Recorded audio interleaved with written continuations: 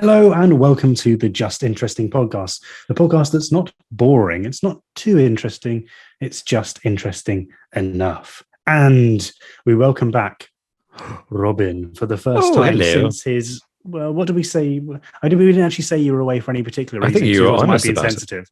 I think. Yes. Well, No. Robin cleared himself. He came up with the excuses himself by posting on a video with evidence on the channel. The They danger preempt being- it. He preempted our lies. Yeah.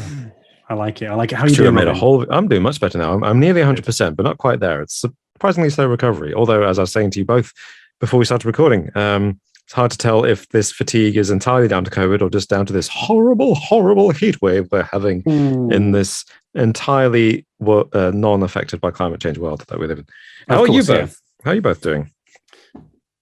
Pretty good. Thank you. Yeah, as you say, it's been I think London was actually the hottest one, if not one of the hottest, if not one of the hottest places in the world yesterday, and potentially the day before.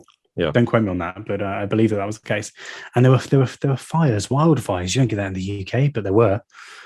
So other than that, pretty good. What about you, Alex? How you doing, mate? How can people doubt that there is something going on with the planet when London is one of the hottest places on the planet? That should never. Yeah. That's not a good state of equilibrium to be in. That's a bad time. Yeah, London's burning, folks, and it's not because of a baker. Yes. No, it physically should not get as hot as it has done. Yeah.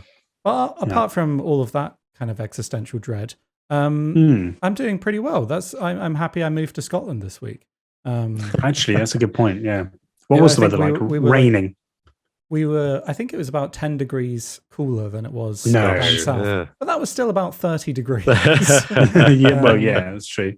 But not too bad. Although my girlfriend has COVID at the moment. So chances are I'm going to get it in the next few days. So yes. Yeah, I can see there's pretty gritted teeth there, smiling through gritted teeth. Yes.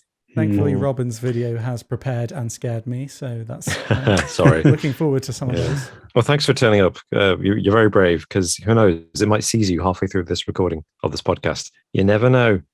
It could do. Never know. Could do. Hopefully not. I mean, so anybody listening or watching us on YouTube, if there's a certain kind of beep sound and then it comes back and it's just Martin and me talking as if nothing's happened, don't worry. Alex is just down and out for the count. Yeah, because I've got one of, what are they called in hospitals? I've got one of those set up, obviously. A ventilator. It's just off camera. Detect when I'm dying. Yeah. The ventilator isn't below the desk, is it, Alex? What are you doing with the tube? We'll skip on that. And I'll let people at home, whether you're listening on a podcast platform of your choice or watching on YouTube, today we're actually talking about the mystery of the floating feet. And we'll get into that a little bit later. But it is very interesting and a little bit scary as well. So we'll talk about that a little bit later. And hopefully, Alex, you'll still be around for that. But before I'm fine. I'm going to be around. It's okay. I'm not going anywhere. Yeah, it's actually getting a bit sinister now. Nothing is fine. Yes, there might be some more floating feet in the water. When Alex has left us, we'll talk about that. But and also, I do have a quiz for you guys today as well. Ooh, We're almost you. at the end of the season. This season feels like it's gone on for about 3 years, but the season is almost at an end, and it's really hotting up. I don't know what the scores are. They'll probably be on screen now. You probably can see what the scores I can are. tell you, Martin. We are currently tied at 6 wins each. Ooh. And Robin, sadly, you're on 3 wins. So I don't know about you. I'm feeling today, confident in my chances to take home the trophy this season with our remaining 2 quizzes. I think I can catch up. I mean, if you won both of them, then it would be in a bit of a problem because me and Martin would still be drawing on 6 and you would have 5. It'd be a sudden death situation, I imagine. Yeah. Yep. But if you win, opposite of sudden death and do a super long quiz. Yeah. And whoever wins today, well, the pressure will be on you next week, Martin. You can either win it outright next week, or tie with Alex if he wins. Yeah. I feel bad now. I feel obliged to lose or to not lose because my performance determines the winners, right? Well, possibly. You're the playmaker, Robin. I am the kingmaker. Yeah. What will each of you give me to throw my games? Well, do you know what? It doesn't matter. It doesn't matter if I win because I'm just not going to get the trophy anyway. I should have had the trophy this whole season. That's true, actually. Look, it's still... He's not exaggerating. It's in my car. Okay? It's in my car. What's it doing in your car? Waiting to be taken to Edinburgh. Yeah, took it out for a spin, mate. You know what it's like. Anyway, so we do have a quiz today, and that will determine a lot of what, the end of the season. But before then, we are going to look at what we learned this week. Ooh. Let's start with the guest, Robin. I've been gone away so long. I'm just a guest now. Oh no! What did you learn this week, Robin? I learned something pretty horrific this week. Oh God! Don't worry, it's not that horrific, but it's horrific. Just wait. Do either of you like figs? I don't mind. You fans of the figs? You like your fig rolls? You like your figs? Yeah, why not? Why not? In weather like this, it's not the first thing I'm reaching for. I've got to be honest. Yeah. No, that's true. I'll be honest. I don't mind them, but whenever they come up in a dessert, I'm like, I don't. It's not the dessert that I would go for. It's always a bit. There's always deemed in fancy places and stuff. Oh, figs. What? Oh yeah, lots of people who love figs. Fig rolls very popular over here in the UK. Figs. Yeah. Actually might enjoy the UK this week because they're a hot climate plant, aren't they? They grow in deserts and things like that. But I learned this week about fig trees and how figs work. So apparently there are two kinds of figs, edible and non-edible, and they're characterized by their gender. So there are male figs, which have the pollen, and there are female figs, which have nectar and the thing that gets pollinated. Yeah. And the female figs turn into edible figs that we can eat, and the male figs are inedible. They're just too hard and there's nothing to them, so we don't eat them. Right. But the female edible figs only form, and this is a must, this is compulsory. Okay. Because a fig is actually an inverted flower, apparently. Okay. Didn't know this. I'm learning stuff. What that does is it protects what's inside from the wind and from most insects. But there is a particular insect that can get inside the female fig, and it's a wasp. Ooh. And the wasp gets pollen from the male fig, and then, unlike bees and flies and other insects, can crawl inside the female fig and pollinate when it goes down in there to get the nectar. Oh, no. But the way it's shaped is the wasp can't get out. No. And so the wasp gets trapped in the figs, and then the wasp gets digested and eaten, essentially, by the female fig. And then it forms the fig that we know and love and like to eat. So you're telling, oh no. Yeah. So wasps. Every fig, every single fig that you would eat, and every fig roll has been made with edible figs that have come about because a wasp has got stuck and digested inside the female fig, which lovely makes me wonder if they're vegan. That's a very good question. A good point, yeah. So figs have found a purpose for wasps. I mean, they're getting rid of wasps, and they get rid of them. Isn't nature amazing? Yeah. I mean, can one fig kill more than one wasp? This is a good question. Oh, I didn't look into that. Good question. So we should not be eating these figs. We should be letting them just kill all the wasps, man. Yeah, fig trees everywhere, guys. Yeah, exactly. Plant them all. Yeah, that's the next step. Stage 2. Yes. That is really good fact. Yeah, thank you. That. Wow. Startled me. Yeah. Made me feel good about not liking figs. Yeah. My opinion has now changed. Yes. Alex, can you one up the wasp fact? Because that's truly disgusting. I've got a very different fact. It's another World War II story. Because you love them, don't you? You like your Nazis, don't you? Nazis. No. Favorite people in the world. This has very little to do with Nazis, actually. And actually, this has something to do with Edinburgh. There's a connection with Edinburgh, where I live. Ooh. I don't know. Are you admitting that you're a Nazi? Yeah, neo-Nazis in Edinburgh. Alex has joined the secret society of Scottish neo-Nazis. No, come on. Yeah. Come, Scottish Nazis. Guys, YouTube are listening. Stop it. Yeah, we can't say that word too much. Can't say too much. Yeah, good point. Yeah. Okay, go on. I'll be honest. Go on, Führer. I'll be honest. There is a chance I may have mentioned this as a fact of the week once before because it rang some bells, but I'm hoping that this is going to be new for both of you. But if you walk through West Princes Street Gardens in Edinburgh, I know it well. I would never do such a thing. there's some statues there, and one of them is a statue honoring Polish soldiers who fought during the war and gave their lives.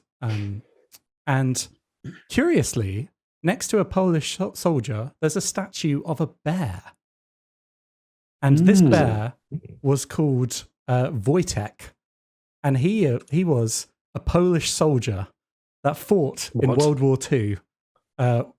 So on the 8th of April 1942, a detachment of Polish soldiers deployed to Iran by the Allies bought a bear cub from an Iranian boy. And then in August, the bear was given to the 22nd Artillery Supply Company and named Wojtek by the soldiers. He survived on a diet of condensed milk, honey, fruit, and beer, which ended up being his favorite drink. Apparently, he also picked up smoking. Apparently, that was just meant he just ate cigarettes. You can't be in the Polish army in the 40s and not smoke. Yeah. It's a really Eastern European way to do things. Yeah. Apparently, he enjoyed wrestling with his human friends and bunking in on cold nights. I doubt he lost much of the wrestling matches. Yeah. And so when this company was deployed in Italy to fight alongside the British, they couldn't transport mascots on a troop ship. So Wojtek was formally enrolled in the Polish army as a private. And during the brutal Battle of Monte Cassino, Private Wojtek helped keep the guns firing by hauling boxes of ammo, each containing four 25-pound shells. So that's awesome. He hauled massive crates that would normally take 4 men to lift. And for his bravery and service in battle, Wojtek was promoted to corporal. And this sounds like a Carl Pilkington story. This does not. No, this actually happened. And what a liability. Why? He was carrying. What do you mean, why? They've got a bear in their barracks. I love this bear. He's great. I love that he's got a. I thought you were going to. Sorry to interrupt, but I thought you were going to say in the Battle of Monte Cassino, he ripped a dozen German soldiers to death with his bare hands. But no, he was a nice bear. He was loading artillery. Just carrying supplies and smoking cigarettes and wrestling with his friends. Drinking beer. Ridiculous. Beer. And anyway, bear beer. After the war, the 22nd Regiment were sent to Scotland before being demobilised. And at this point, Wojtek was given to the Edinburgh Zoo. And he was often visited by Polish soldiers until his death in 1963. So that was the story of Corporal Wojtek, the Polish artillery bear. That's amazing. A pretty neat anecdote from World War II.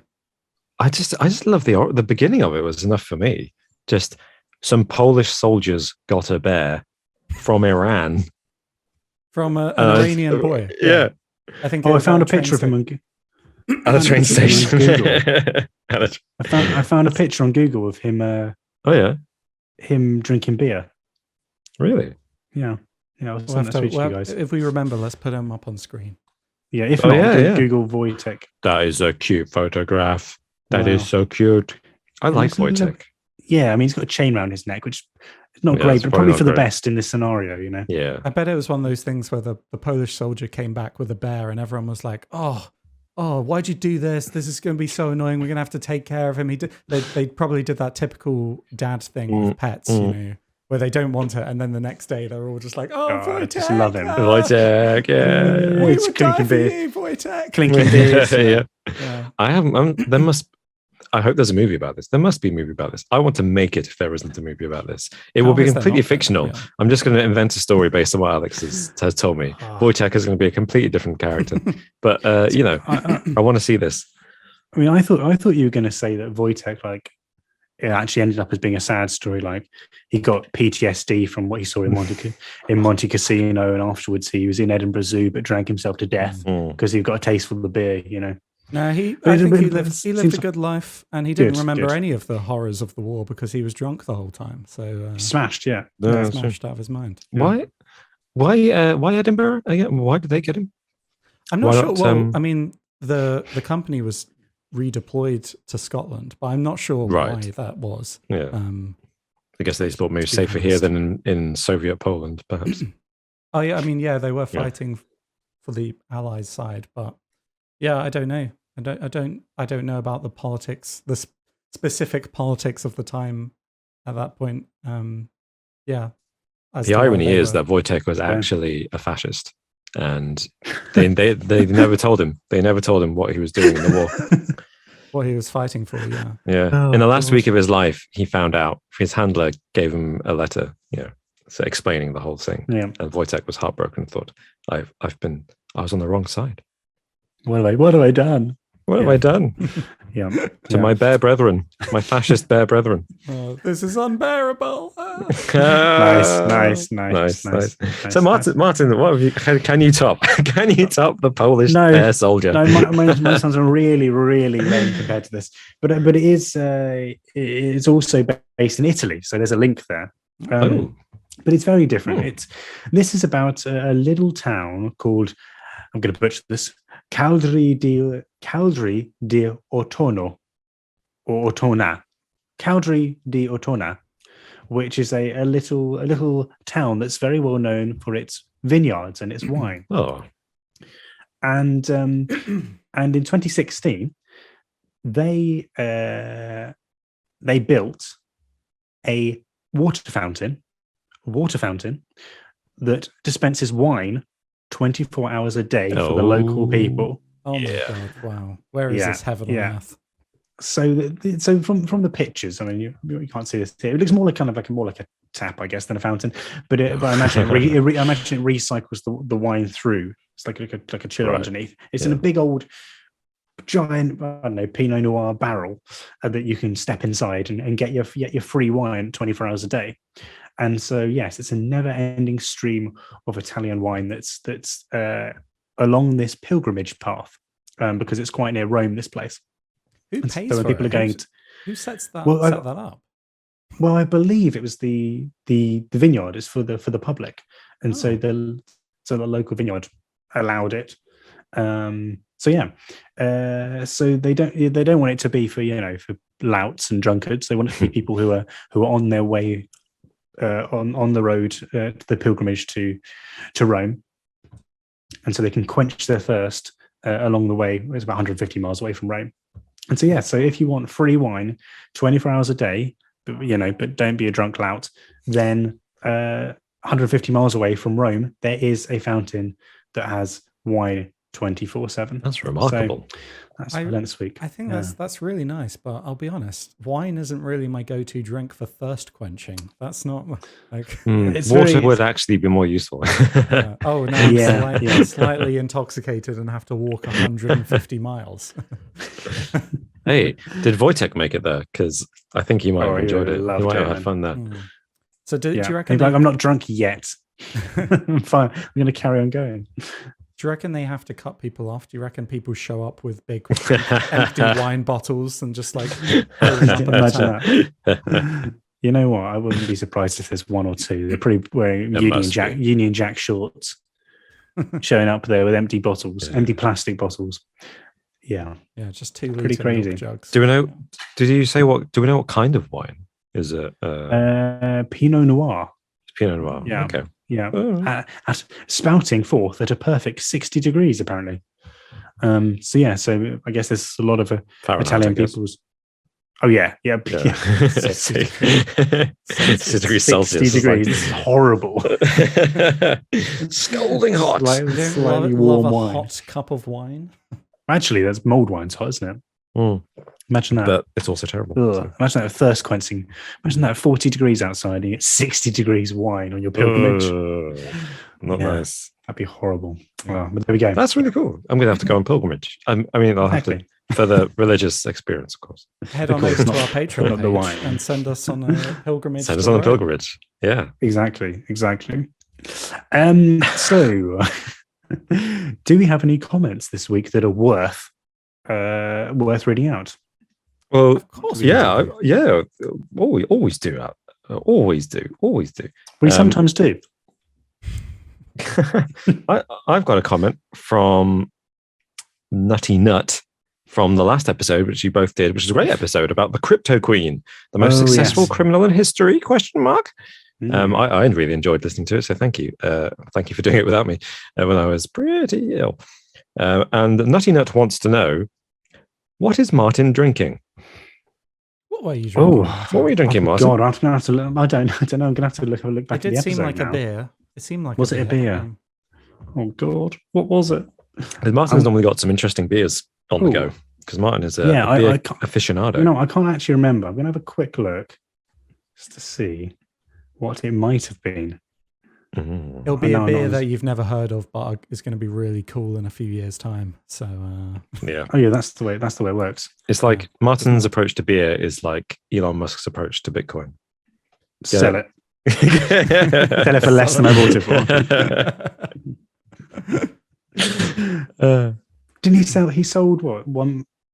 He bought 1.5 billion and sold it for 900 million or something today. It's like 50% loss. Yeah, it's not great. It's an interesting choice. I mean, yeah, he means business. World's richest man. Do you reckon for old Elon, he just wants the cash flow? Oh yeah, as opposed to, because the likelihood is that Bitcoin at some point will go back up. He either knows it's going to drop further and is going to buy in another stage, or he needs the cash now. I assume he needs the cash for. Sorry. Yeah. I was just going to say it was Tesla, wasn't it? Because Tesla officially held the. Yeah, it was Tesla. Yeah. So I was going to say, maybe he needed cash on hand for his upcoming Twitter lawsuit for trying to back out of that sale. Maybe he needed that's the a good cash. point. But if it's Tesla, maybe they just didn't like the instability. It was another thing causing instability with the Tesla shares. That's true. The stock price, yeah. Or the other alternative is Elon Musk, because you know what he's like. He, for some reason, he's decided he wants to crash Bitcoin, so he's going to sell half of his considerable stock now when it's at a low price and just drive it down even further. Yeah, he's got a beef. That's true. So we can buy it again. Maybe. Yeah. There's possibilities. He's shorting it. Is that what shorting is? I don't understand the stock market. There are bulls. There are bears. Don't understand. That's it. That's it. Yeah. So have you found your beer, Master? No, I've been scanning through, but I can't find it. Oh. I can't. What were you drinking? I have no idea. We may never know. I obviously wasn't drinking it for long, so I'm scanning through and I can't see it anywhere. So it is what it is. Can't find it. Damn. Doesn't really matter. It doesn't really matter, does it? Doesn't really matter. But if you find it, now pop a little comment. I will. Don't you worry. I will. YouTube comments. These things are important. I've got a comment from Ben VG, and so for those of you who may not have watched last week's episode, the Crypto Queen, her actual name was Roya Ignatova, and Ben says Ignatova sounds like she's not aware of her toes. And I just thought that's a pretty underrated comment. That's pretty funny. Yes, that's a dry one. I like that. Yeah. That's good. I like that a lot, Ben. Good job. Well, my comment of the week comes from Quinn O'Shaughnessy. O'Shaughnessy. O'Shaughnessy. That's a Key and Peele. I feel like we do this every single time we bring up Quinn's comment of the week. I was going to say Quinn. Sorry, Quinn. So this one was in regards to the question that we asked about which superpower would you like to have if you could have one. Yeah. And Quinn says shapeshift. If I could choose a superpower, it would be the ability to change my physical form into any form of my choosing, whether realistic, like an animal that actually exists, or something fictional, like a dragon, phoenix, or other mythical being. I think that'd be cool. Yeah, I didn't think about shapeshifting. That really would be quite cool. Could you do inanimate objects as well? Ooh, like in the game Prey. Yeah. Ooh, yeah. That'd be good. Even just scaling it back, I always felt like Mystique, which is kind of this from X-Men, that's true. is one of the coolest powers. You could just be anyone, like anyone you want. You could, absolutely ruin some political careers. Turn into whatever. That's a possible explanation for what's going on right now, but I don't think they need any help from shapeshifters. Yeah. Or would it though? That's the thing. Would it actually ruin the careers? It seems like nothing can ruin a political career nowadays. Yeah, that's true. I think it'd be really useful if you could shapeshift into inanimate objects, like a piece of furniture, for breaking and entering. You'd walk into an office building, a bank, in the daytime, turn into a chair, wait till after hours. But then you just go and do your stuff. Okay. I mean, you wait until like half an hour before closing, so you don't just get sat on for the whole day, and then you turn back into a human and do your business. But then they'd look at the you turn yourself into and be like, "Well, this guy turned himself into a chair, and then he's how do you do it discreetly?" You've still got the CCTV problem though. They'll look at like, "Oh, when did the vault turn yourself into a sack of money? Get put inside the vault. Nice. Break out of the vault with the money." Alternatively, you die of hunger in a vault that is locked from the inside, and no one comes and visits for days. That's also a possibility. Don't do it for the weekend. Turn yourself into a burger though, and eat yourself. So turn your hand into a burger and just eat it. Yeah, that's a question, isn't it? Like, if you shapeshift, do you take on the form and mannerisms? And I mean, of course, you take on those bits, but do you also take on like the physical? Like if you turn yourself into a camel, but like, oh great, yeah, I'm fine. You're actually a camel. Yeah. I've shapeshifted into a bag of money, and then from that bag of money, I've then shapeshifted again into a camel, so I can survive without needing water for a number of days. That's clever. Until I hear people banging on the vault door. Well, it won't be banging, turning the vault to get the money out, and then I shapeshift back into the bag of money. Yeah, good question. Question of mass, isn't it? So if you weighed 80 kilograms, would you turn into an 80 kilogram bag of money, which no one would lift, and then turn into an 80 kilogram camel, which would almost certainly die, because camels weigh more than that, right? Oh, this is funny. I also just realised that why would you become a camel if you with a bag of money doesn't need to drink, does it? That elephant is really light. Yeah. Or you could turn into a vault key and open the door. An 80 kilogram vault key. Yeah. Let's just say there are options here, aren't there? There are options. Do you maintain your cognition if you turn into an inanimate object, or can you only do it once? Like you turn into a bag of money and then you're a bag of money. That's it forever. Yeah, you cancel out your brain. Yeah, that's a terrible superpower. That's like the rabbit's paw. If you wished for that from a genie, that's the kind of going back to Quinn's comment. You turn yourself into a griffin. And but then you're a griffin forever, and the whole world is like, "Oh my god, there's a griffin! Kill it! Kill it!" Yeah. You've got to be careful. You've got to think about these things. What's the rabbit's paw, Alex? I don't know that one. Monkey's paw. Monkey's paw. Yeah, rabbit's paw is for good luck around your neck, and monkey's paw is the wishes. It's like if you make a wish and then it's like subverting it in some kind of way. Like, I wish I could fly, and it's like, okay, but you can only fly 1 foot off the ground. I see. Right. Yeah. Someone's taking the piss, basically. Yeah, I didn't mean that. Yeah, exactly. Yeah. Come on. Yeah.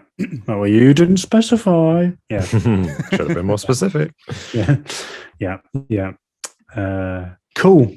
Well, I can't find what beer I was drinking. I've been scanning through. I mean, this is ridiculous. I've been scanning through. I don't even know I was all drinking it, but it's probably taking the piss here. It was a joke comment. No beer. Yeah. How many drinks have I had this week? If you're counting. Yeah. Good to know a lot about my drinking habit. The Office, UK version. So I am going to hand over to Robin, who is going to give a bit of background on the main topic of this week, which is the mystery of the floating feet. Robin, take us to Canada. Take us to Canada now. Well, Canada, as we all know, a safe and wonderful land. Thanks, Martin. Blame Canada for everything. I mean, you might for this one. Because on August the 20th, 2007, a 12-year-old girl found a single blue and white sneaker or trainer, if you're British, a men's size 12, on a beach in British Columbia on Jedediah Island. A few days later, a couple in Vancouver, from Vancouver, on the beach, came across a black and white trainer. Inside both of these was a foot. Oh no. Oh dear. And both of them, it was a right foot. So these were sole singular feet belonging to two different people. I mean, I've heard of people having two left feet, but two right feet, man. Exactly. So obviously not the same person. Not the same person. As Gary Cox from the Royal Canadian Mounted Police said, 2 feet being found in such a short period of time is quite suspicious. Finding 1 foot is like 1,000,000 to 1, but finding 2 is crazy. And in the next year, 2008, 5 more feet were found alone, washed up on these Canadian beaches. And since then, in total, 21 feet have been found washed up on beaches in Canada. That's so bizarre. That's so weird. Why feet? Mm-hmm. Why just feet? Where are the feet coming from? Mm-hmm. So, the one thing that does connect them all is their location. They have been found in a network of waterways, which is called the Salish Sea. So they've all been found in the same body of water. It's actually a network of kind of rivers and seas, but it's called the Salish Sea. And that's the only thing that connects them, apart from the fact that they're all feet in shoes. So, gentlemen, the question is, what's caused it? There have been a few theories, but what were your initial thoughts? Initial thoughts. I mean, serial killer does come to mind, doesn't it?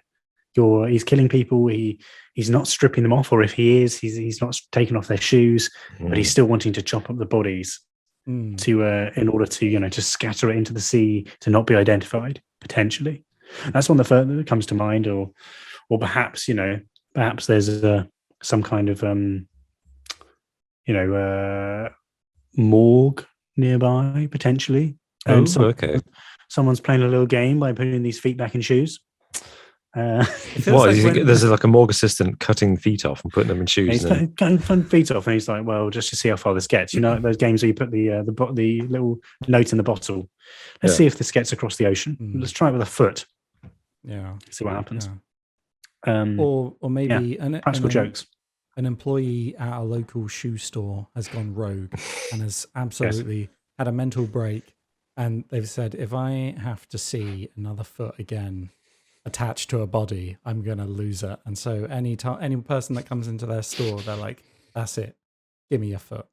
What's that, sir? This shoe doesn't fit. See about that.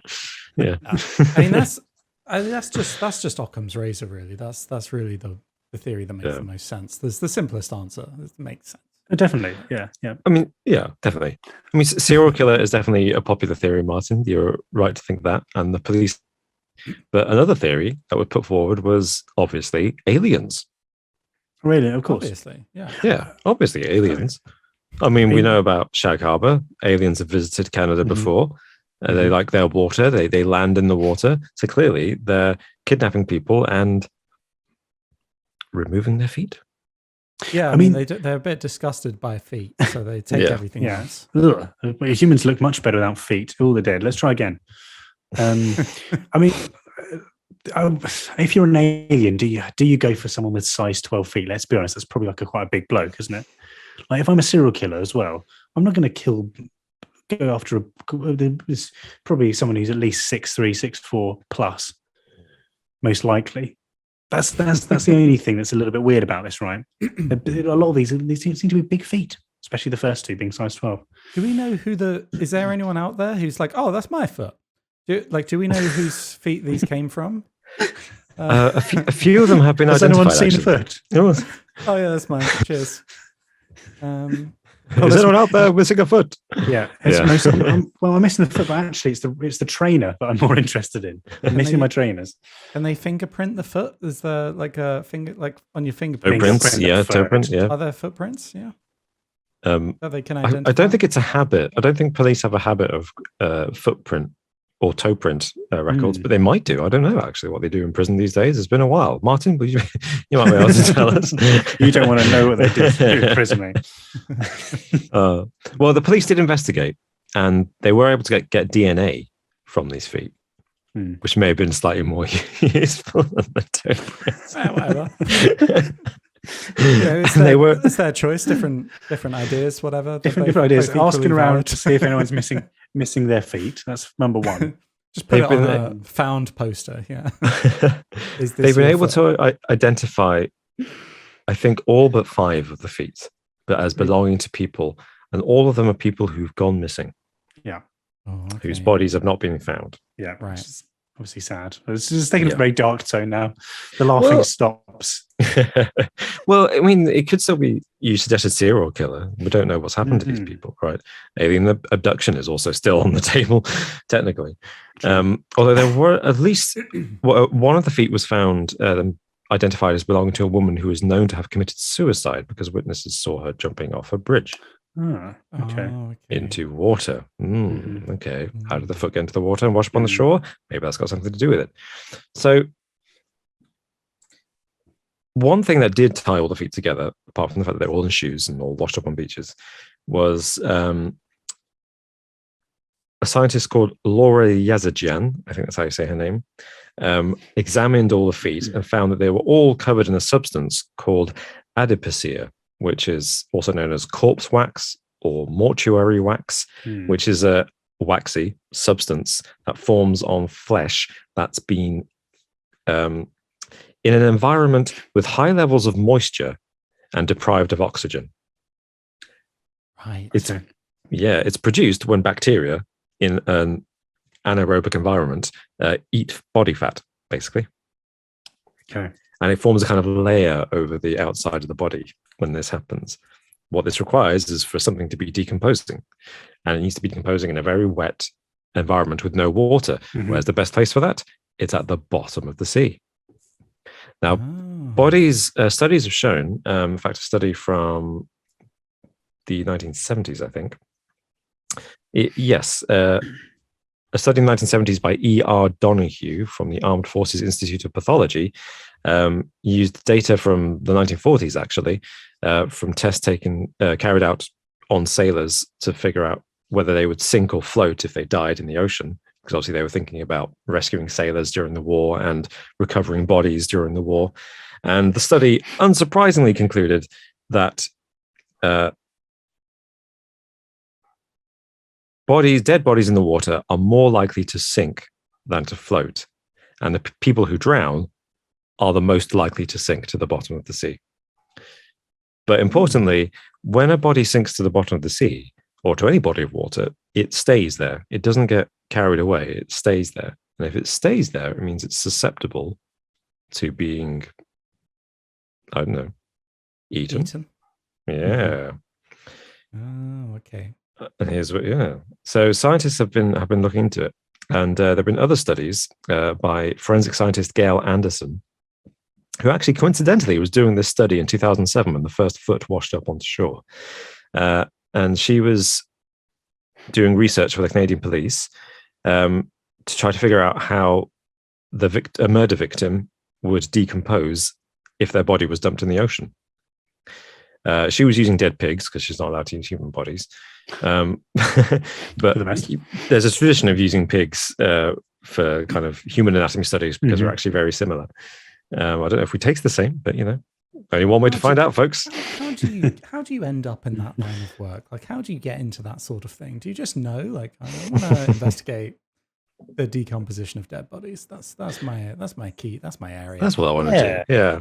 There's a good podcast called Criminal. I don't know if you've heard of this one. Oh yeah. It's there's a lot of like podcasts out there that are like retelling murder stories or whatever. Yes. And it's a bit like okay, it's kind of a bit boring, like the same thing again and again. Yeah. Well, this one talks about kind of interesting bits around the criminal world. It does tell stories of criminals, but it's a lot more interesting. They've done a couple of episodes on people whose job it is to study the decomposition of bodies, and they've also done some on people who have chosen to donate their bodies to these places after they die, scientific research centers. And I mean, I won't get into it, but there's a lot like they test some with coverings over them and see how they decompose, some with that are just left out in the open, all different types of studies to determine what the reaction is to the bodies when they're just left in different states. It's quite interesting. But anyway, sorry, back to your point. I just recommend that Criminal. That's really interesting, yeah. I was saying that probably the most important or most relevant thing about Gail Anderson's research is that she was actually conducting it in the Salish Sea, where all these feet were being washed up. And she found that when anyone checked her internet records, just say, this is all a bit convenient for me.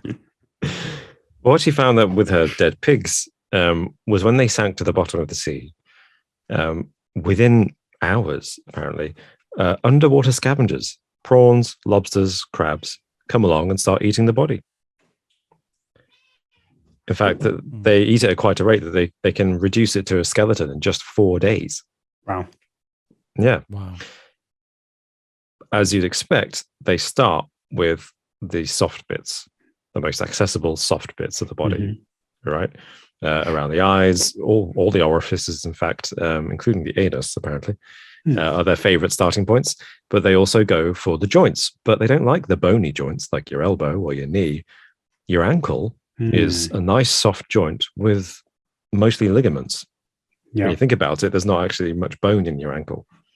So, and it's readily accessible because most people, if they're wearing shorts or trousers even, your ankle is probably going to be exposed.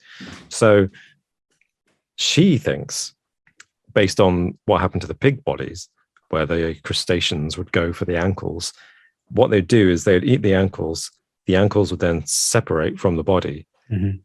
And sometimes they'd be carried by the current a little distance. But the key here is that all the feet were found in shoes. And in particular, all but one of these 21 feet has been found in sneakers. Now, do sneakers float? Do sneakers float?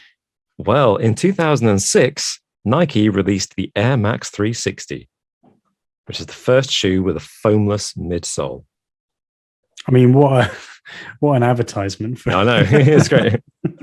And this podcast is sponsored by Nike Air Max. Nike. Just the foot in the shoe. Prior to this point, although the Nike had introduced kind of lightweight foam trainer soles in the 1980s, in 2006 was when they replaced Phylon, which is the material they use in sneakers up until this point, with a new, even more lightweight substance, a kind of foam. And the Air Max was the first one without foam. And instead of the foam, they just had bags of gas in the sole, just air. So once, in fact, I think, yes, the material is called Lunarlon, and it's 30% lighter than the foam that existed in trainers before that point, before 2006. So as well as literal pockets of gas being commonplace in trainer soles, in sneakers, you've got foam material, which is a third lighter than it used to be, starting in 2006. And in 2007 is when the first of these feet appears. And 2019, I think, is the most recent. So her suggestion is that these feet are being separated by scavengers on the bottom of the ocean, of the sea, from the body. And then once they're free, the buoyancy of these trainers is bringing them to the surface. And then they're getting carried around to the beaches. And to support this suggestion, Parker McCready, great name, who's a professor of oceanography at the University of Washington, has actually, coincidentally for his own research, built a 3-dimensional computer simulation of the Pacific Northwest called Live Ocean, and it includes the Salish Sea. And it accurately models all the currents and the waves and the wind directions. And his model shows that anything that's caught in the currents in the Salish Sea basically gets trapped because it's actually a network of waterways. So nothing that gets in there can get out of its own accord. It kind of just circulates, gets carried around and around and around. And the prevailing winds are westerly winds. So they're coming in from the ocean and they're not pushing water out to the ocean. So things that end up in the Salish Sea are likely to be washed up on the beaches. Oh, okay. So his theory... So I was wondering why this was only happening in Canada. It's like, okay, that's fine. Yeah, lobsters eat the feet, whatever. They eat the ankles, and then the ankles wash up. Why isn't this happening all over the world? That makes more sense. Explanation. So, and his theory is that there's lots and lots of popular beaches and coastal rock formations in the Salish Sea, and he thinks that people are just going on holiday, going alone, wearing their trainers or sneakers for a hike, and start climbing the rocks and presumably just slip and fall into the water and drown. And if they drown, they're almost guaranteed to sink to the bottom of the sea. And it just so happens that there's the perfect wildlife at the bottom of the Salish Sea to eventually find these bodies and start eating them. So he thinks basically it's a law of averages. It's if this many people are walking along the path and this many accidents happen, they end up in the sea, then it's inevitable that these feet are going to. Sounds like these two researchers. I'm just throwing it out there, but they've got the story straight. Pretty. They've been working together on it. About this. They've really done a pincer move on this one. There's some Dexter shit going on. Yeah. I'm just saying, like, she said, like, oh yeah, I use pigs because I can't use humans, and I feel like maybe she was a bit resentful about that. And I think she has been using humans. I have to use pigs now. I mean, not now. I mean, I'd have to use them in general. Yeah, exactly. Is this liable? Shifty eyes. She's fine. She's keep using your pigs. It's fine. Well, just as it happens, Martin, I think you have touched upon it's a game of odds, really, because apparently there's a new database launched in 2018 in Canada, which is the National Missing Persons DNA Program, which has 500 missing people in British Columbia around the Salish Sea listed. So 500 people, 21 feet have turned up, and at least 2 of them belong to the same person. So it may only be about 20 or just under 20 individuals' feet have been found. And all of them in trainers and sneakers, except for one which was in a hiking boot. Don't know. The oldest boot, would that float? I don't know. Good question. They feel like they would be quite heavy. Yeah. There's a kink in the armor. There's an experiment for us to do. Here. There's a bit of an outlier, isn't it?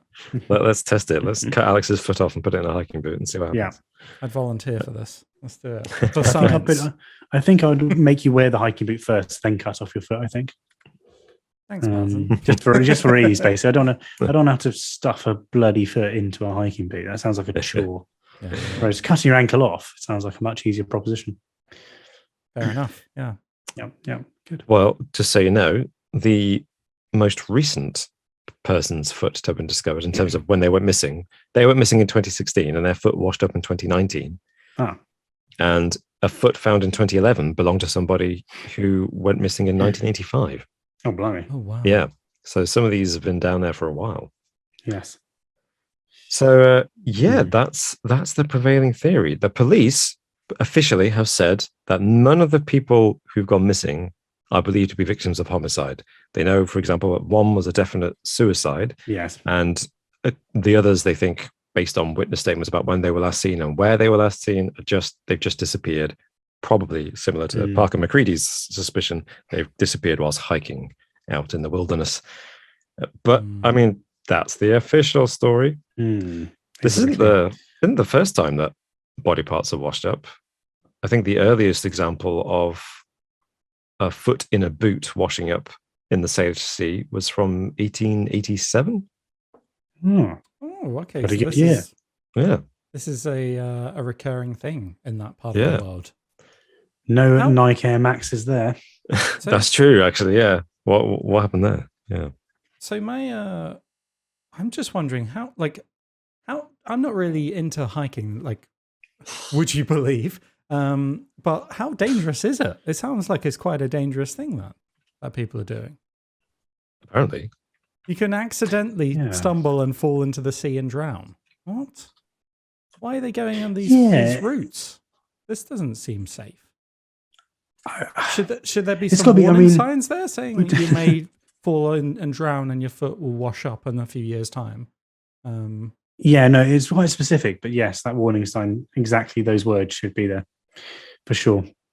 Yeah. If you fall off these rocks, if you're stupid enough to climb on these rocks, fall off, hit your head, end up in the water, in 35 years' time, your foot might end up on a beach down shore. Yeah. Well, if you're lucky. That's the sign. All of that's on the sign. Apparently, if you're lucky, ... if you're lucky. Apparently, in the USA, I know it's not Canada, but they're the neighbor. In the USA, an average 2,000 hikers get lost every year and require search and rescue. Yeah. Do it. Choose a different hobby. I don't think the takeaway here is that hiking is particularly dangerous. It's not making me want to go hiking. Just go skydiving instead. No, it's a bit, yeah. Yes. Yeah, no, that There we can't be go. the takeaway from this. That does sound. Do not hike under any circumstances. That does sound believable, and I'm a bit worried that I may have committed some libel earlier. So I do want to retract that statement. I'm sure they do very good work, and it's good of them to allegedly do very good work. They allegedly only use pig bodies. They allegedly, yeah. Oh dear. They allegedly don't use human bodies. Okay. So my I've never seen question... them not use a human body. That's what never seen them work at all. But so my next question to you is: are you convinced by these scientists?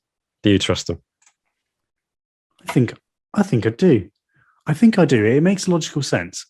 Law of averages. We don't know how these people died. They could have fallen off into the water. Some of them could have been through homicide. Others could have been eaten by a Polish bear. There's plenty of things that could have happened here that meant that they ended up in the water. But the explanation makes a lot of sense. It makes perfect sense. The right conditions exist.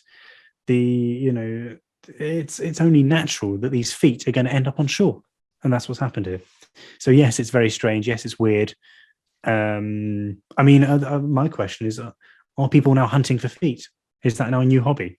I'm trying to find fossils. Now I'm going to try and find feet on the Canadian shore. Well, you might be unsurprised to learn that once it hit the headlines, there were lots of people making their own floating feet, washing up on the shore, using dog bones. No.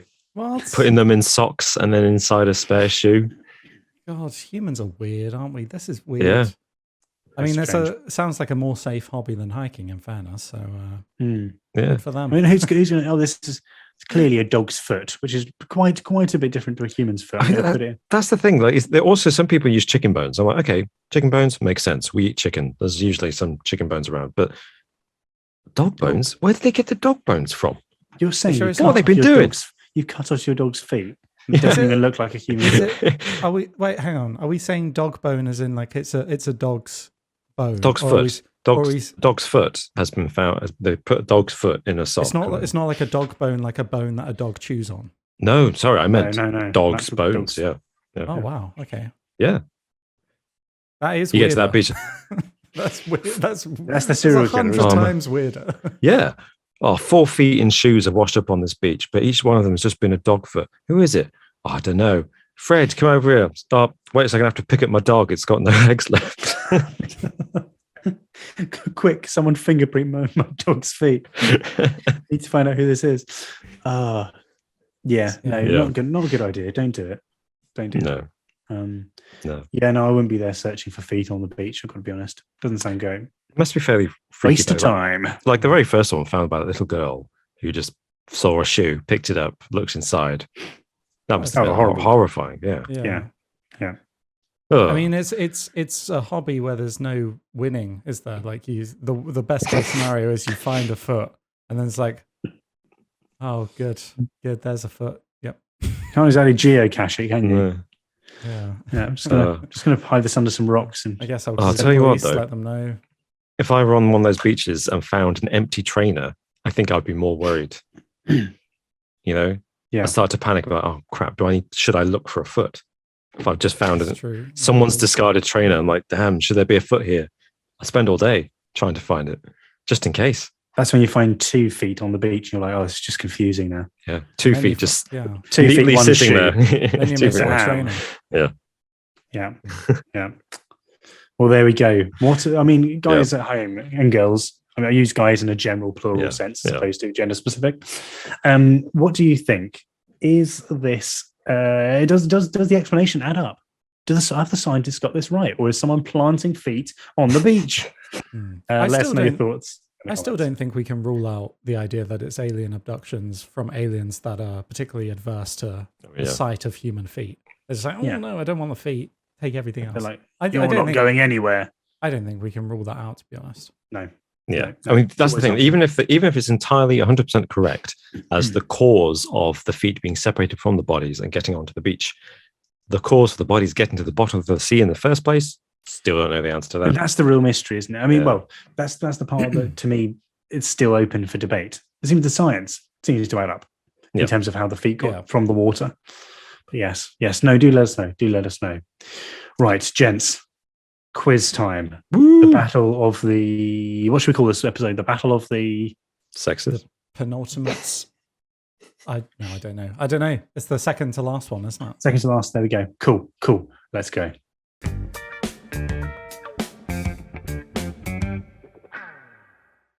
So there will be 10 questions, as always, plus a bonus question if you're tired. Gentlemen, the only thing I'll have to do is to let us hear your buzzers. Robin, what have you gone for this week? Well, I sympathise very much with this buzzer after the heatwave this week. Okay. I'm escaping to the one place that hasn't been corrupted by capitalism. The pause is amazing. That pause is crazy. Beautiful. It's beautiful. Spies. Spies. Wonderful. And Alex, what have you gone for? I'm channeling my inner Martin today with this quiz, and I've stolen your iconic quiz, Martin.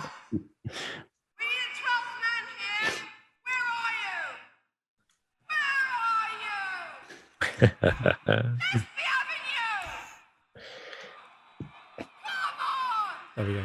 That's good stuff. That's like good Delia stuff. Smith. Yes. Big Delia. Norwich fan, wasn't she? Or is, I imagine she still is.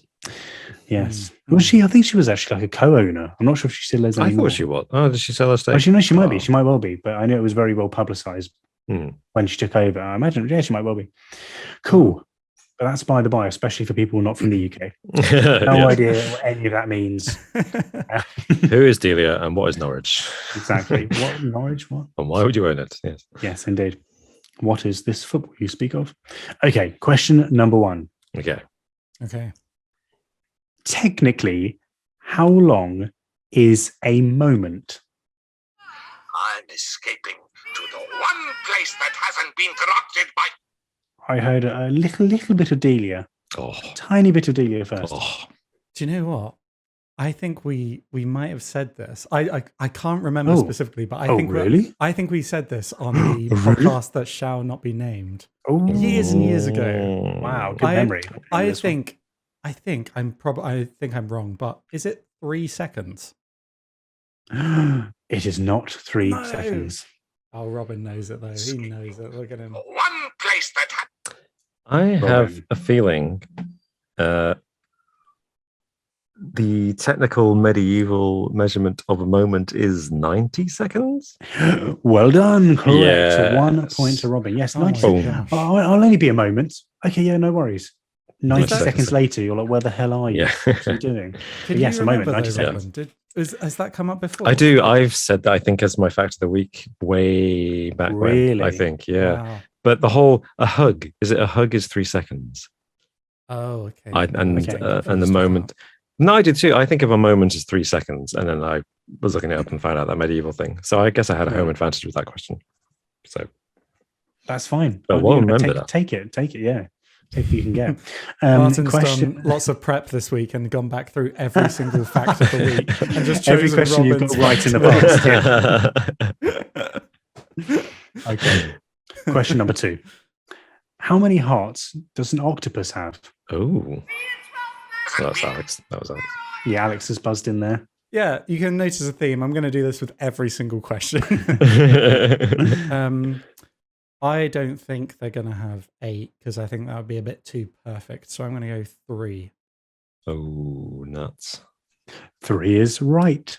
Oh, damn it. They have 3 hearts. Well done. If I keep saying 3 for every single answer, I'm bound to get all the answers right. at the end. I'm going to say what's the connecting tissue between all these questions? The answer is 3. 3. All the answers are 3. Okay, question number 3. Yeah. What is the most popular sport in Latvia?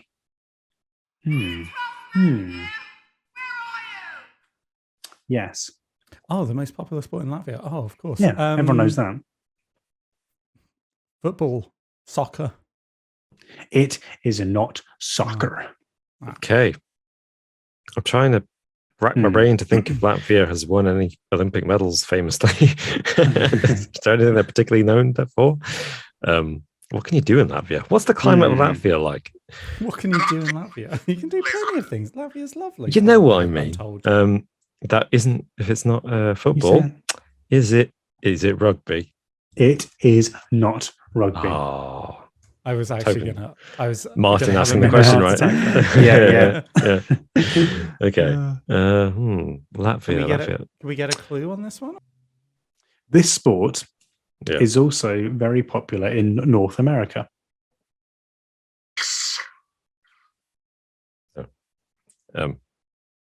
Basketball. It's not basketball. Oh, that's a good guess, though. Yeah, a good guess. But wrong. So wrong. Oh. Yeah. It's very popular in North America. Yeah. Is it baseball? It's not baseball. And think about, I said North America, not the USA specifically. That's a bit of a clue there too. Okay. Oh, yeah. Just get up. Yes. Goodness sake. Ice hockey. It's ice hockey. Ice hockey. Yeah. Nice. Yeah. Cool. Question number 4. When was the first telescope invented? Closest wins. Oh, we're quick on the draw there, Alex. I going to go for? I don't know why I was, because this is like... No, it's not necessarily that helpful. So, closest wins, did you say? Closest wins for this one, yeah. Well, I think it's going to be ancient history. I think I'm going to go 1500 BC. Okay. Wow. Okay. I'm going to go overcooked it then a little bit. I'm pretty sure it's more modern than that, but I could be wrong. Let's go 280. 200. Well, according to the internet, it's actually much later. It was 1608 by Hans Lippershey and Zacharias Janssen.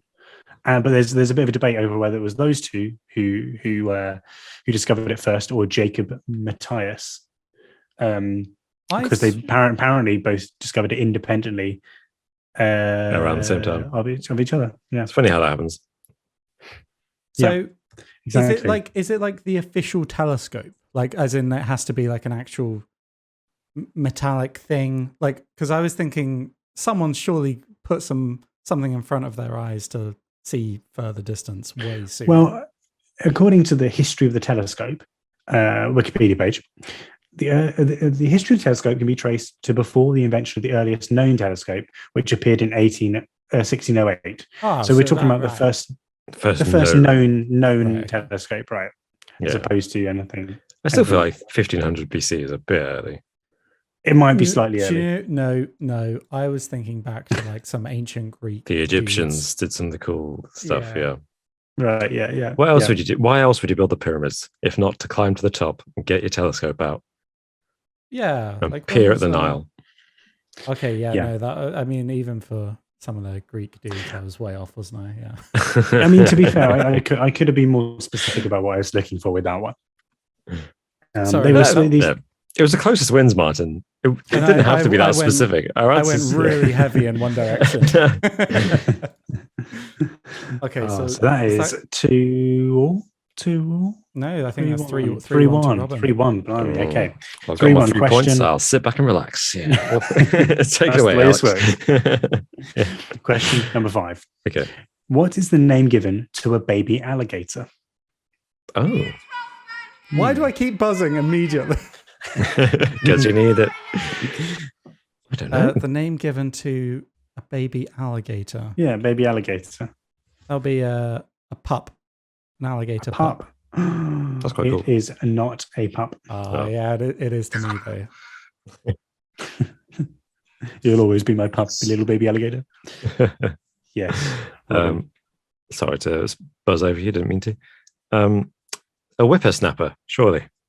Oh, nice. I like it. I mean, it could be bonus points for that. It's very good. But it's not the answer I have down. Yeah, they can't be, though. There can't be bonus points for that. No, there can't be. There's no precedent for that. No, that's true. Honestly, it's not a pub. Yeah, have one more guess each, and then I'll let you know. Can't really give clues for this one, really. The one place that hasn't been corrupted by capitalism. Yes. A cub. It's not a cub. No. Okay. Well. Okay, let's really think about this one. I've got one in my head, but it's like there's no way it's going to be that. No, I'm just going to go for it. Is it a calf? It's not a calf. Little. What's the? Okay. I've got a clue. Actually, that's quite good. Ooh, Might be fingers on buzzers. Might not be. Okay. The name it's given is to do with how it's born. Oh. Corrupted by capitalism. I think Delia was there first. Yes. Okay. Maybe That's up to you. I didn't. I thought I heard yours, but then yours is slightly louder. It was when she was taking a deep breath before she was waiting for the applause that never came. So it was just ambient background noise. But I mean, it's fine. I'm happy. I'll go with your decision. No. I trust you, Alex. You're trustworthy. I don't know it anyway. That hasn't helped me. Okay, go for it. Go for it. Is it a hatchling? It is a hatchling. Oh my there you God. go. Wow, okay. Well done. Yeah. Well done. There we go. So that's 3-2 to Robin. Question number 6. He's catching up. Between Band-Aid 2, and Band-Aid 20, like 20th anniversary one, how many weeks has Do They Know It's Christmas been at Christmas number 1? Is this closest wins, or is this? Yeah. Closest doth win. Shall I just buzz in? Can I give my answer? Yeah. Yes, go for it. My well-timed comedic answer is too many. Hey, whoa. Yeah, it's not a real answer though. So well done, you've submitted it. And that's your final answer. Honestly, I don't know. It was a big one, wasn't it? A big one. So between the three of them, 20 weeks. 20, okay. Yep. I don't know. Alex, what are you going for? I was wondering if it was going to be a trick question, but no, that has definitely been number 1, hasn't it? That's 100%. There's no chance that's never like. Why else would they release it 3 times, Alex? Yeah, exactly. Because maybe it never did, and they were like, "Come on, this time." We do it this time. Yeah, I think it's going to be more than 20 weeks between those 3. I'm going to go 25. I'm trying to think what's the more I can get away with without being a bit of a dick. 20. I'm going to go 25. 25. Yeah. In fact, it's only 12. Oh my God. Oh, really? Huh. Only 12. Yeah. So the Christmas number 1 that's been for the most weeks was Whitney Houston's "I Will Always Love You." So that's only 10 weeks. Oh, that right. one, the most ever. So that gives some perspective, but they don't tend to stay there that long. Okay, so that is 4-2 to Robin. Right, the next one's a true or false. Like wet. Number 1 for 57 weeks or something crazy. Yeah, there was that, and there's Bryan Adams. Everything I Do. Everything I Do. For you, that's for ages as well, wasn't it? Yeah. Question 7. Okay, true or false? True or false? Real buzzer. True or false? Yeah, real buzzer. According to Google Maps, okay, I'm just this is the preface is according to Google Maps. Okay, according to Google Maps, repeat. According to Google Maps, is it further to travel from Cardiff to Edinburgh or from London to Edinburgh? It's not really true or false. I mean, that's a true or false. How can we answer that question? We can do that as a true or false if you like. Okay, I'll do it as a true or false. It's further to travel from Cardiff to Edinburgh than it is from London to Edinburgh. True or false? Alex Burster. Alex, it's further to travel from Cardiff to Edinburgh than it is to travel from London to Edinburgh. True or false? True. True, you say? Yeah. It is true. I mean, to be fair, it depends where you are in the city, very much so. Because according to Google Maps, according to Google Maps, when you type in Cardiff to Edinburgh, it's 400.5 miles. Okay. Whereas when you type in London to Edinburgh, just generic London, it's 398.1 miles. Whoa. So it was close. According to Google Maps, 2 miles in it, yeah. And also, if you're wanting to travel to Cardiff from Edinburgh by public transport, it's going to take you way longer. You're going to have to go to London way first. longer. Big time. Yeah. Yeah, Our country annoying. is It's a a hassle. bit annoying like that. Yeah. Good job, no one wants Unless to you do fly. that. Does Cardiff have an airport? I'm joking. I go there a couple of times a year. Yes, it does, doesn't it? Cardiff doesn't. Yeah, I think so. Yeah, I don't know. yeah. Pretty sure it does. Okay. It does. Yeah. Okay. So this is 4-3. My goodness, getting close. Question number 8. Okay. When was the first Apple MacBook released? Oh, suits you, sir. Suits you. I mean, I've got a month and a year here, but Apple Mac. start with the year if you like. Is this a closest wins one, or is this you've got to get? I think it will be a closest wins. Yeah. I'm trying to think about history of Apple products in general.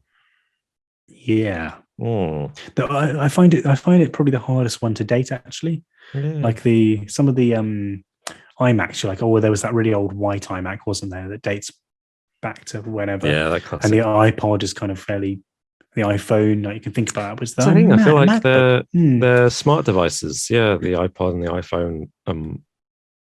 Whereas the MacBook, doesn't register at all. That hasn't been corrupted by capitalism. Okay. 2006. Okay. That is Alex.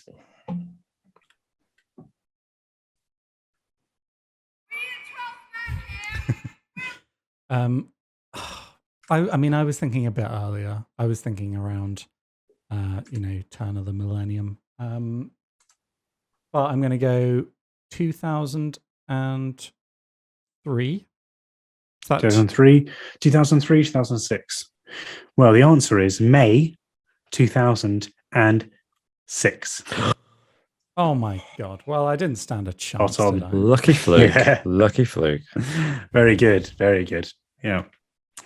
Wow. Any inkling as to why you picked 2006? You're just thinking that sounds about right. Yeah. Literally mid-noughties, and I decided to go 6 instead of 5. Okay. That's a great guess. Wow. There we go. You MacBook fanboy, you Apple fanboy. I know. My entire life is nothing but Apple products. He says, holding his Sony phone. Well, wow. So that's 5-3 to Robin. So we Robin, can still you do need it. this next question. Still do it. So Alex, you need to get the next 2 to get the bonus question. Whereas Robin, you just need one of these. Okay. Question number 9. In the UK, what, according to yourhomestyle.co.uk, again, just making sure people know that that's the case. What is the best-selling front door color in the UK? Oh. Space. Yes. I just buzzed, and now I'm having a crisis of conscience. Because I was going to say blue. Right. I'm going to say blue. Blue. Blue is untrue. Oh. I reckon it's going to be a red door, but everyone's going to paint it black. I think that's what they're going to do. Yeah, nice. No, I don't think it's that. The most popular door color. What's some front door. Or maybe is that's not going to be the most popular one though, is it? Is it? Best selling. The best. Oh God, I don't know. Green, like as in a dark green, is what I imagine. Green. It's quite popular, isn't it? Green is often seen. That's correct. It is green. Oh, wow. Green is right. I don't blame them. I would like a green door. So yeah. Green door. I guess there's lots of shades of green, aren't there? That's the thing. There's loads of shades of green. So you see, not like a lime green door. I'm putting like a dark green, like a dark green. Yeah, a good dark Jaguar green. Yeah, green, racing green. Yeah. So my thing was, I wouldn't have guessed green. I was thinking blue because I've seen blue doors, but then I had a sudden moment of, wait a second, I'm pretty sure well over 80% of the houses I walk by have just wooden doors. So is the answer brown? So that's when I had a moment is the answer brown? But they haven't elected to paint it brown. It's just brown. Natural. Yeah. So is that on there? Is that on the list, Martin? Oh, I don't know the rest of them. I just know green stop. Well, that's no use. Yeah, That's no use, yeah. is it? Sorry.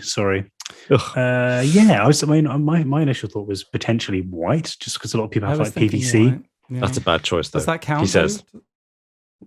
I don't know. It's not color technically, is it? But you have to paint it white, though. You can't just get a white wood. Yeah, you door. can. It doesn't have to be wooden. You get a PVC door, can't you? No, I suppose. Yeah. Yeah. They're always white, aren't they? Yeah, that's true. But yes, anyway, I digress. The answer, according to yourhomestyle.co.uk, is green. So that's the answer. Okay. Oh my goodness. Right. The trick is that the only color on offer last year was green. yeah, exactly. Yeah, that's the way. Okay. If you have selenophobia, what are you scared of? Ooh, is that with a C or an S? Because it really makes a difference. Selenophobia or selenophobia. Selenophobia. You can pronounce it however you like. Selenophobia. Selenophobia. Selena Kyle is Selene or Selen. One place that hasn't been corrupted by capitalism. Yes. Space. Sorry, I had to let out. Yes, probably. The moon? It is. What? It is the moon, celestial, I guess. Well, Selene was the goddess of the moon, I believe. There we go. You learned something. I learned something else new. Well, okay, fair enough. Well done. Congratulations. I was never going to get that. Do you know what I was thinking from that? So I was thinking selenium, like the active ingredient in Head and Shoulders shampoo. So I was going to go for like shampoo or something in that area. Dandruff medication. Such a niche phobia. Wow. I wonder why they didn't go with lunophobia, because surely that would be more familiar to people. You know? Yeah. Maybe that's something else. Yeah. Maybe that is. Well done. That's 6-4. Alex, That's a victory right there. I took that. You were so close. No. It does. It was a good quiz. It makes next week. Well, actually, no. Are you the quizmaster next week? Actually, Alex. I am. Yeah. Oh, okay. So you know what to do, Alex. You know what to do. Thankfully for you, Martin. Damn. Thankfully for you, Martin. I've already written the quiz, so yes. You just have to change certain bits. I just got to change a few answers, obviously. It's all rugby questions. Robin, you better bring your A game next week, because if you let Martin win, also like, oh no, Martin, you go first, then I'm going to be pissed, and I'm going to start actively deducting points from Martin. I love it. No, that's your guess, Robin. You have a guess. Do it, damn it. Would you like the bonus question regardless? Sure. Bone me. I mean, okay. Bonus, please. Bonus question. Okay. What's bigger, Pluto or Alex or Robin? Pluto or the moon? My mum or my dad? No, sorry.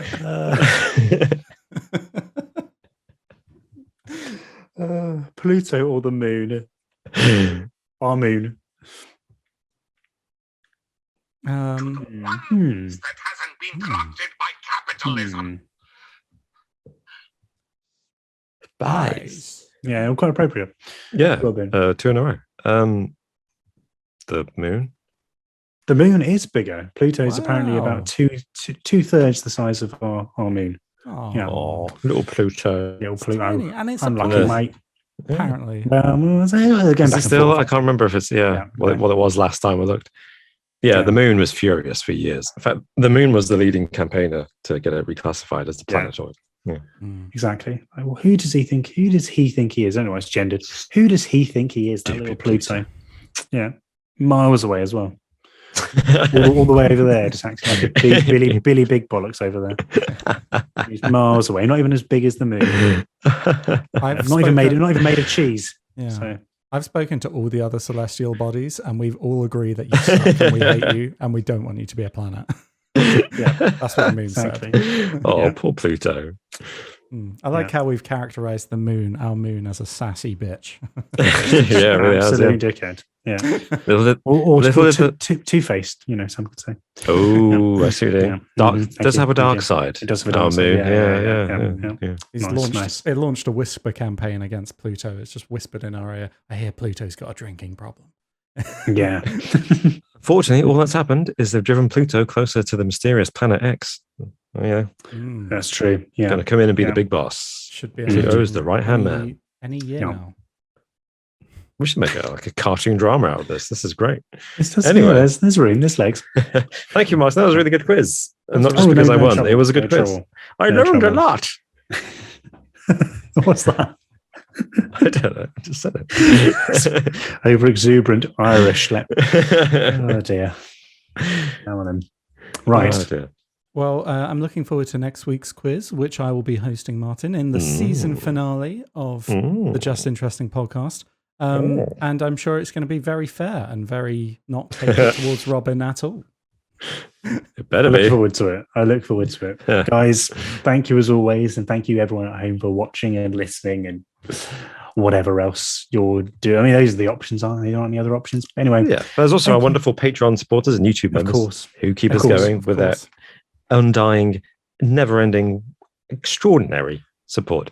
And we're back trying to do Twitch streams, or at least a couple of us are.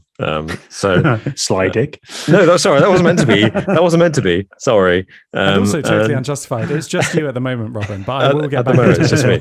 Yeah, I said it because I realized next week I won't be able to do it. So I don't know why I said it like that. I'm really sorry. Oh, not naming names, Sharon. But so yeah, check us out on twitch.tv/just interesting. Head on over and check out the live streams when they happen. Awesome. Oh my god. Absolutely savage burn. How can we end the podcast now, Robin? No, you've said it like that. Just cut it out. Right. See you next time, everyone. Have a good week. Bye. Bye. At least two of us are. At least two of us will be here next week. I'm not sure who I was referring to. I'm so sorry.